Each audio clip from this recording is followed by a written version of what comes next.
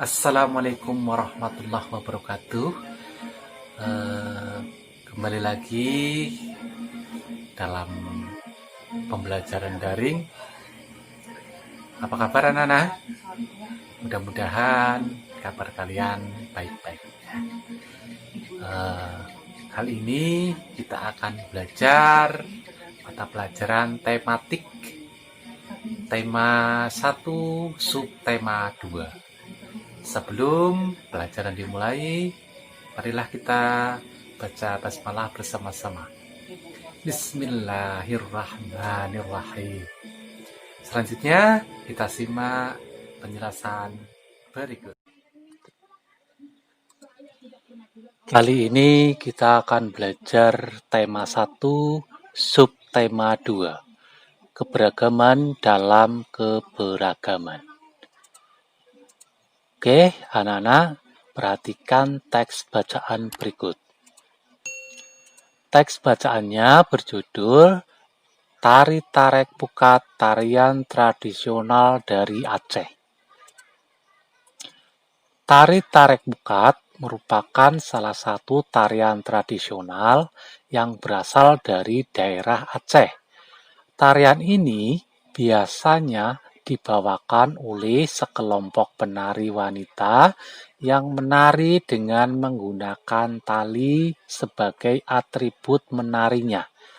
Tari Tarek Pukat ini merupakan tarian yang menggambarkan tentang aktivitas para nelayan Aceh saat menangkap ikan di laut. Tarian ini biasanya sering ditampilkan di berbagai acara seperti upacara penyambutan, acara adat, dan acara budaya. Oke, anak-anak, dari bacaan teks tersebut, ada berapakah paragraf teks bacaan tersebut? Adakah yang bisa menjawab? Ya, jawabannya adalah 1 paragraf. Apa itu paragraf? Paragraf seringkali disebut dengan alinea. Jadi paragraf atau alinea adalah bagian wacana yang mengungkapkan satu pikiran yang lengkap atau satu tema yang dalam ragam ditulis ditandai oleh baris pertama yang menjorok ke dalam atau jarak spasinya yang lebih. Setiap bacaan biasanya terdiri atas beberapa paragraf. Setiap paragraf itu memiliki gagasan pokok yang didukung oleh gagasan pendukung. Nah, apa itu gagasan pokok dan apa itu gagasan pendukung? Ada yang tahu? Gagasan pokok adalah ide utama yang dibahas dalam suatu bacaan. Dapat berupa kalimat inti atau merupakan pokok paragraf. Sedangkan gagasan pendukung adalah uraian atau tambahan informasi untuk gagasan pokok. Nah, udah tahu kan? Oke, selanjutnya, di mana letak gagasan pokok itu? Oke, gagasan pokok sebagai isi atau inti paragraf bisa dapat terletak di awal kalimat, di akhir kalimat, atau awal dan akhir, atau di seluruh paragraf. Nah, bagaimana cara menentukan gagasan pokok itu? Oke, cara menentukan gagasan pokok itu yaitu dengan cara membaca paragraf dengan cermat atau berulang-ulang atau sering disebut dengan membaca intensif. Membaca kalimat demi kalimat hingga gagasan pokok paragraf ditemukan. Itu adalah cara menentukan atau mencari gagasan pokok. Nah, coba cermati kembali bacaan yang tadi. Tari Tarek Bukat tarian tradisional dari Aceh. Tari Tarek Bukat merupakan salah satu tarian tradisional yang berasal dari daerah Aceh.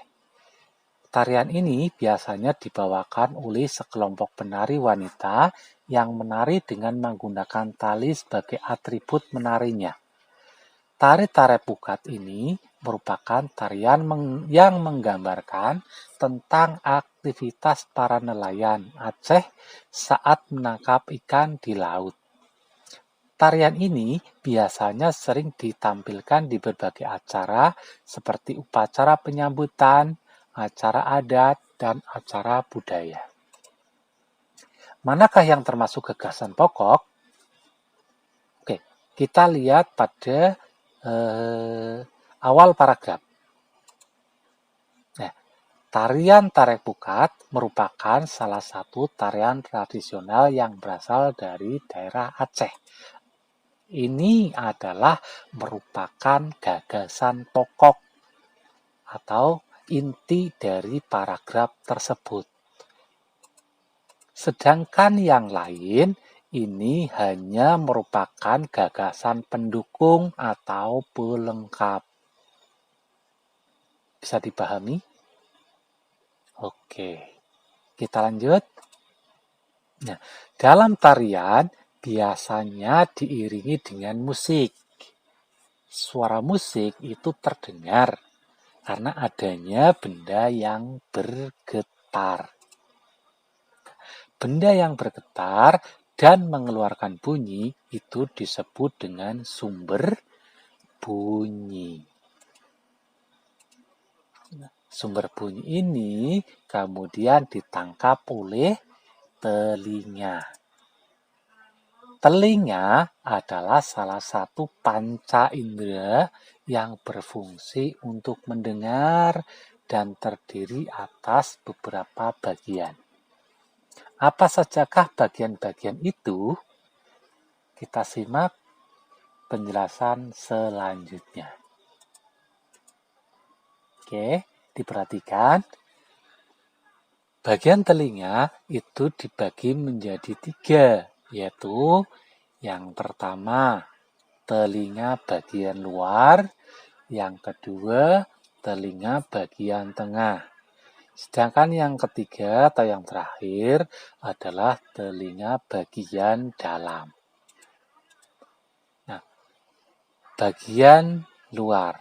Apa saja bagian-bagian luar? Kita perhatikan. Di sini ada gambar telinga. Oke, diperhatikan. Yang pertama, perhatikan tanda panahnya.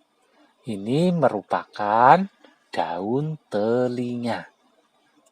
Terus berikutnya ini adalah bagian saluran atau liang telinga luar. Terus berikutnya ini merupakan membran timpani. Ya, berikutnya adalah lubang telinga. Fungsi telinga luar ini adalah sebagai alat untuk menangkap bunyi dari lingkungan, kemudian diteruskan ke telinga bagian tengah.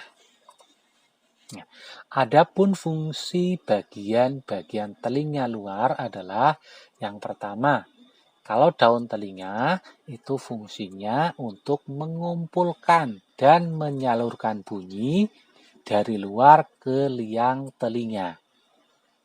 Kemudian, lubang telinga ini fungsinya adalah sebagai tempat masuknya bunyi ke telinga. Dan yang ketiga ada liang telinga. Ini fungsinya meneruskan rangsangan bunyi ke gendang telinga. Selanjutnya ada bagian telinga tengah. Perhatikan, ini lanjutannya dari yang luar ya. Nah, bagian telinga tengah itu diawali dengan gendang telinga atau membran timpani. Nah, dari membran timpani kemudian ada tulang martil. ada tulang landasan, terus ada lagi tulang sanggurdi. Berikutnya ada saluran Eustachius. Fungsi utama telinga bagian tengah adalah mengubah bunyi yang ditangkap dari telinga bagian luar menjadi getaran. Nah, fungsi dari masing-masing bagian adalah yang pertama, gendang telinga atau membran timpani. Ini fungsinya mengubah bunyi menjadi getaran. Yang kedua, 3 tulang pendengaran. Ada tulang martil, ada tulang landasan, dan ada tulang sanggurdi. Ini fungsinya memperkuat dan menghantar getaran ke saluran telinga yang lebih dalam. Sedangkan yang ketiga, saluran Eustachius, ini fungsinya menghubungkan rongga mulut dengan telinga, sehingga dalam telinga dalam dan mengatur keseimbangan tekanan udara. Oke, bisa dipahami ya. Selanjutnya ada telinga bagian dalam. Ini yang bagian dalam, monggo disimak, diperhatikan ya. Yang pertama, itu ada saluran setengah lingkaran. Terus berikutnya ada tangkap oval atau jorong. Terus yang ketiga ada namanya rumah siput atau koklea. Ini perhatikan letaknya, jangan sampai salah ya. Yang pertama adalah saluran setengah lingkaran, kemudian tangkap oval atau jorong, dan yang ketiga adalah rumah siput atau koklea. Fungsi dari telinga dalam adalah mengubah getaran dari telinga tengah menjadi impul listrik dan meneruskannya melalui saraf menuju otak. Ini adalah fungsi utama telinga dalam. Nah, untuk bagian-bagiannya, yang pertama, 3 saluran setengah lingkaran ini fungsinya menjaga keseimbangan tubuh, agar tubuh itu tidak jatuh atau tidak goyang-goyang kalau kita berjalan. Terus yang kedua, tangkap oval atau jorong ini fungsinya adalah meneruskan getaran ke rumah siput. Sedangkan yang ketiga adalah koklea. Koklea ini fungsinya adalah mengubah getaran menjadi impuls dan meneruskannya ke otak. Ini adalah fungsi dari telinga bagian dalam. Oke, berikutnya.